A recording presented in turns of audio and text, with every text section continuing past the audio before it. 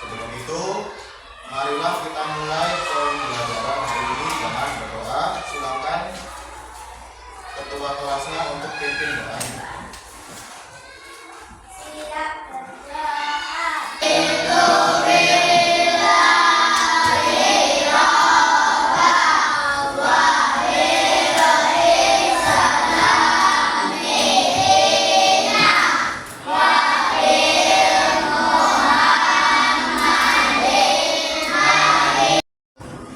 Selanjutnya di kegiatan pertama, yang pertama kita akan mengetahui hikmah dan keutamaan sholat.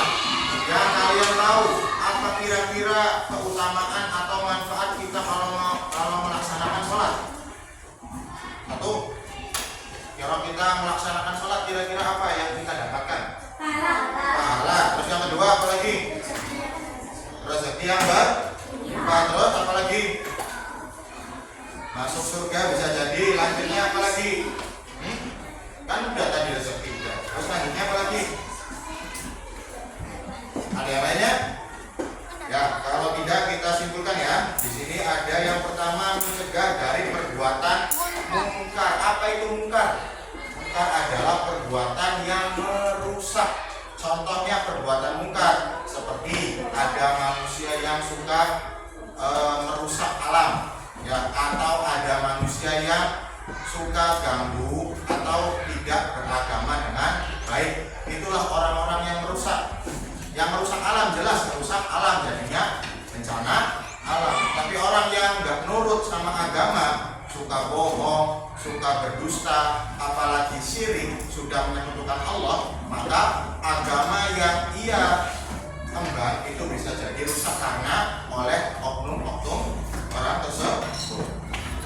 Terus selanjutnya mendidik menjadi pribadi yang disiplin. Apalagi kita sebagai orang Islam diajarkan sholatnya 5 waktu dalam sehari. Ada nggak agama lain yang seketat Islam? Nggak ada. Ya. Nggak ada yang sehari 5 kali sholatnya. Coba kalau lihat kita contoh dari agama lain yang sebelah. Ada yang sholatnya cuma 1 hari selama seminggu. Ada yang sekali dalam sehari. Tapi Islam sehari sampai 5 kali. Berarti Islam itu mengajarkan kita untuk disiplin waktu. Ya, disiplin waktu. Oh iya, pagi wayangnya sholat. Apa pagi? Sholat subuh. Siang wayangnya sholat. Pas sore sholat asar. Tenggelamnya matahari sholat. Malam sholat. Ya, artinya kita itu diajarkan untuk disiplin waktu, untuk bisa memilah dan membiasakan waktu dengan baik. Jangan sampai waktunya terbuang sia-sia. Seperti halnya kita melaksanakan sholat. Terus yang ketiga, melatih menjadi pribadi yang tangguh atau kuat. Ya, jadi orang-orang yang sholat dapat melatih diri untuk menjadi pribadi yang tangguh dan tidak cengeng ketika menghadapi suatu masalah. Karena ketika kita sholat, kita itu berhadapan sama siapa? Sama Allah. Setelah sholat biasanya kita ngapain? Habis zikir, berdoa. Yang mana doa itu adalah suatu permintaan atau suatu keinginan kita yang ingin disampaikan kepada Tuhan kita. Jadi ibarat kita itu jadi tidak mudah lemah karena kita itu merasa kuat memiliki Tuhan, yaitu Allah. Terus meninggikan derajat.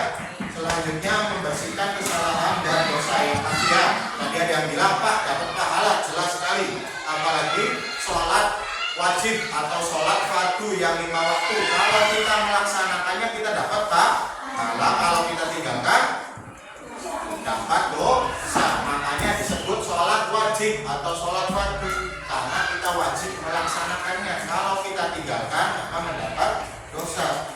Dan orang yang suka sholat, ya, sholat itu diambil dari kata solu, artinya berdoa. Yang mana kalau kita berdoa, ada doa-doa yang kita panjatkan untuk menghapuskan kesalahan dan dosa. Kita wajib melaksanakan sholat karena kita salah satu orang yang berakal, masih punya akal. Terus selanjutnya, suci dari haid dan nifas, yakni bagi perempuan. Jadi ketika sholat jangan sampai dalam keadaan haid atau nifas. Apa itu nifas? Nifas adalah darah yang keluar setelah melahirkan. Betul sekali. Terus selanjutnya telah mendengar ajakan dakwah Islam atau sudah mempelajari kegiatan sholat. Ya, bagi orang yang sudah mempelajari sholat wajib melaksanakan sholat, mau itu anak kecil, mau itu masih SD ataupun sudah TK tapi sudah diajari tentang sholat, maka wajib melaksanakan sholat. Itu pun kalau belum balik maka tanggungan pahalanya ditanggung oleh orang tuanya. Terus syarat sah sholat yang pertama itu suci dari dua hadas, yaitu hadas kecil dan hadas besar. Contoh hadas kecil apa? Contohnya buang air kecil, buang air besar, itu adalah hadas kecil. Yang mana cara membersihkannya hanya dengan disiram atau dicekokin. Nah, terus yang kedua, kita harus terhindar dari hadas besar. Contohnya hadas besar itu apa? Ketika kita sedang haid untuk perempuan, atau kalau laki-laki sedang junub, yaitu ketika setelah mengeluarkan air mani, itu tidak boleh. Nah, syaratnya apa? Harus mandi. Kalau yang hadas kecil hanya disiram pakai air saja sampai bersih, tapi kalau hadas besar harus melaksanakan mandi wajib. Ya, artinya mandi yang harus dilakukan dari ujung kepala sampai ujung kaki harus basah semua. Itu namanya mandi wajib, bukan mandi biasa. Terus ada niatnya. Kalau mandi biasa mungkin tidak ada niatnya, tapi kalau mandi wajib itu ada niatnya sebelum kita melaksanakan mandi wajib. Terus suci seluruh anggota badan, pakaian dan tempat dari najis. Tadi hadas itu yang sesuatu yang tidak terlihat, tapi kalau najis sesuatu yang terlihat. Contohnya kotoran hewan atau jilatan anjing, itu contoh dari najis. Tapi najis terbagi ada beberapa lagi. Nah, yang dimaksud dari najis ini semua najis, dari najis mukhafafah, najis ringan, najis sedang sampai najis berat, ya, bukan najis besar. Kalau najis itu hanya ringan, sedang, berat. Tapi kalau hadas itu ada hadas kecil, hadas besar. Nah, suci yang pertama dari anggota badan. Makanya ketika kita mau melaksanakan sholat kira-kira bersih, yang pertama mandi dulu kalau bisa. Pak, sayanya mandi kan cuma 2 kali, sedangkan sholat isya itu kan mandi malam.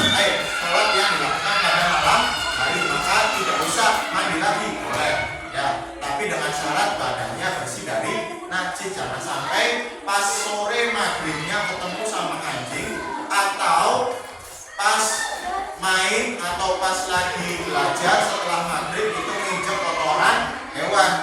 Apa yang harus kita lakukan? Ya, dibersihkan dulu. Ya, kalau najisnya najis berat, maka salah satunya pakai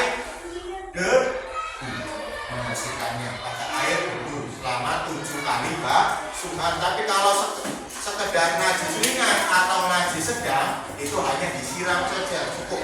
Ya, contohnya kamu nginjek kotoran cicak atau nginjek kotoran ayam, ya dibersihkan sampai bau dan kira-kira rasanya itu sudah hilang. Terus suci dari pakaiannya, harus bersih. Ya, bukan hanya bersih tapi juga suci. Kalau bersih dicuci juga bersih, tapi kalau najis harus dibersihkan dengan cara disucikan. Contoh kayak tadi, kalau pakaiannya kena jilatan anjing, maka salah satu cuciannya harus pakai debu. Kita akan mempelajari tata cara bacaan dan gerakan sholat. Nah, yang pertama tadi secara rukun ada niat sholat, dimulai dari niat sholat subuh. Coba kita baca sama-sama. Bismillahirrahmanirrahim. Usolli fardhu subhi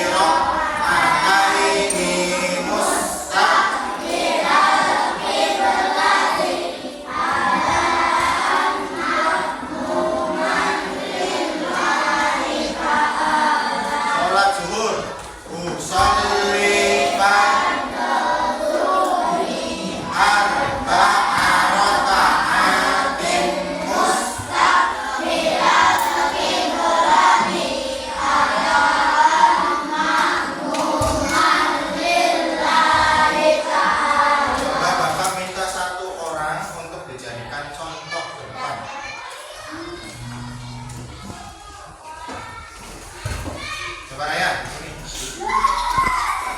Apa maju aja.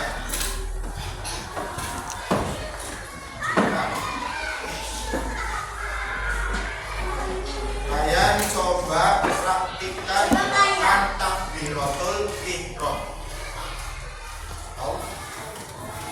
Nah, itu contoh dari gerakan takbiratul ihram. Setelah kita niat, kita laksanakan takbiratul ihram. Bagusnya niat itu dibaca ketika sambil takbiratul ihram. Artinya niatnya dalam hati.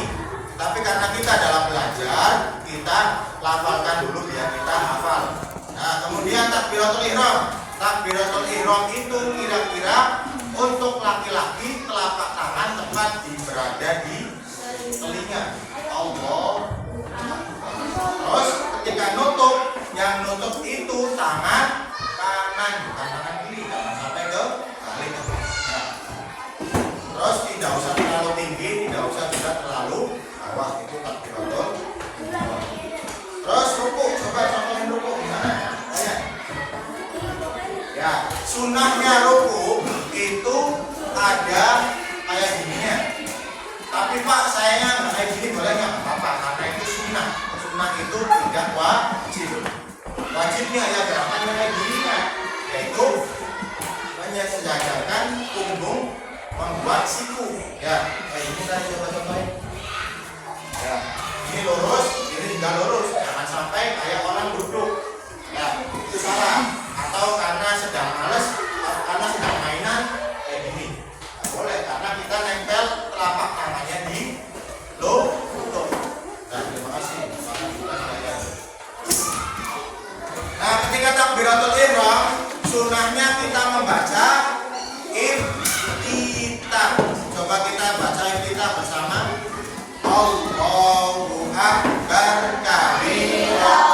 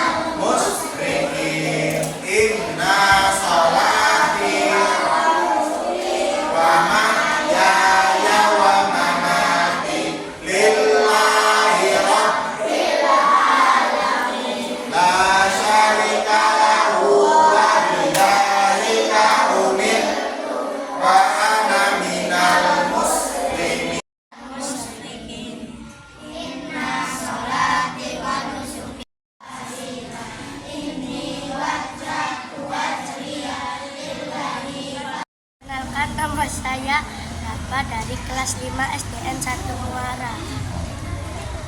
Pertanyaan pertama, apakah siswa mengerti tujuan dilakukannya sholat?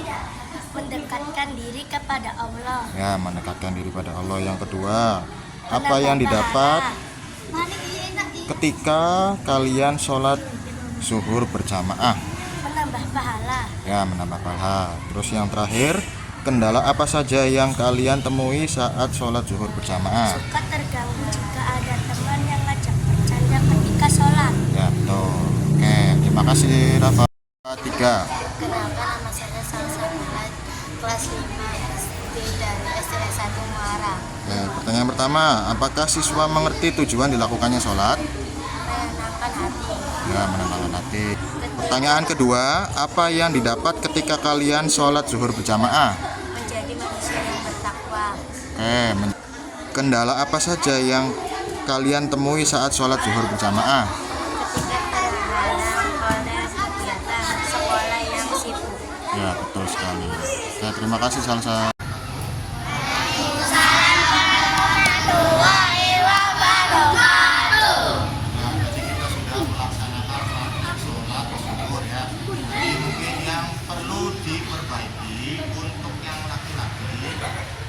Kalau ada imam, jangan suka mendahului, mau laki-laki mau perempuan, karena imam itu memimpin sholat. Jadi apapun yang imam lakukan, jangan pernah mendahului imam. Terus yang kedua gerakannya, ya gerakannya kalau takbiratul ihram diperhatikan pas telapak tangan itu di telinga, jangan kurang untuk laki-laki. Kalau perempuan jangan tinggi, jangan sampai mukenahnya terbuka karena terlalu tinggi ketika takbiratul ihram, karena khawatir kalau mukena terbuka nanti auratnya terlihat. Terus ya, yang kedua gerakan ruku. Yang ruku itu yang lurus kalau bisa ya, terus kepalanya jangan menghadap ke atas atau lurus ke depan, tapi ke bawah lantai ya, atau ke bawah tempat sujud. Ya, terus gerakan di antara dua sujud, jangan lupa kakinya yang diduduki itu kaki apa ya.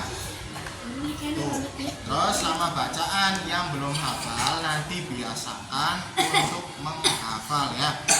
Yang belum hafal belajar, mau sama temen, mau di MD, mau di rumah sama orang tua, hafalkan ya. Nah, itu saja pesan Bapak. Kurang lebihnya mohon maaf. Wabillahi taufiq wal hidayah. Wassalamualaikum warahmatullahi wabarakatuh. Waalaikumsalam.